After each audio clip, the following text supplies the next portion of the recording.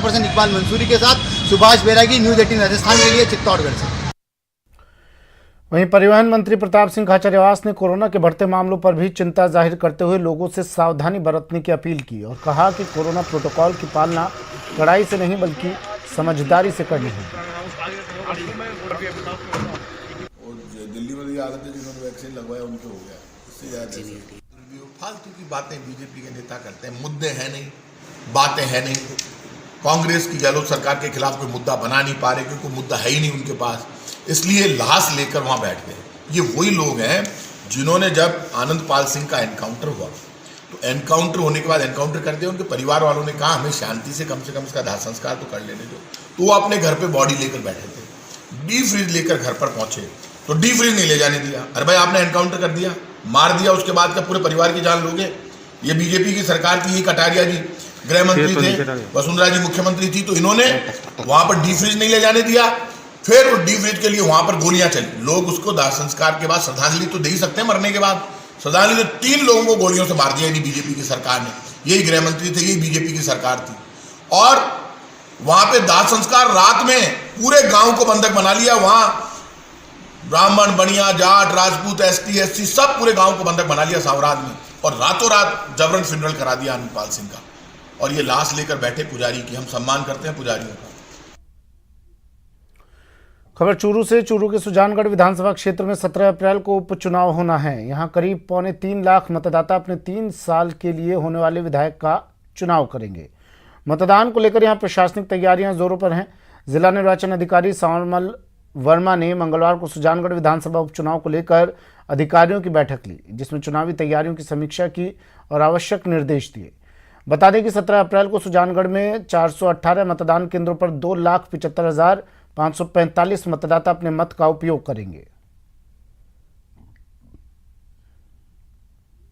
By election है और ये बाई इलेक्शन इस बात का फैसला करेंगे कि देश में जिस तरह का व्यवहार केंद्र सरकार कर रही है, जिन मुद्दों और वादों पर केंद्र सरकार जीत कर गई, जिस केंद्र सरकार ने बड़ा वादा किया था देश के नौजवानों के साथ, उसमें राजस्थान भी एक प्रदेश है, और केंद्र सरकार ने कहा था कि इस बार 2 करोड़ हर वर्ष नौजवानों को रोजगार मिलेगा।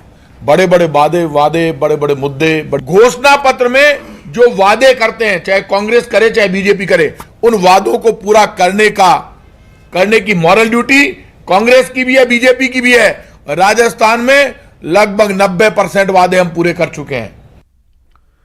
चूरू के सुजानगढ़ के उपचुनाव में कांग्रेस प्रत्याशी मनोज मेघवाल के समर्थन में प्रचार करने मुख्यमंत्री अशोक गहलोत के बेटे वैभव गहलोत सुजानगढ़ आए।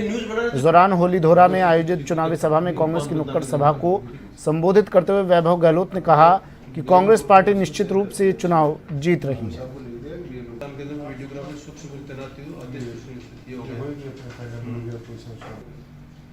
विधानसभा उपचुनाव सुजानगढ़ को जो 17 अप्रैल को होने जा रहा है, उसके संबंध में सारी तैयारी में माकूल है। सभी प्रभारी अधिकारीगण अपने अपने दायित्व का निर्वहन सही रूप से कर रहे हैं।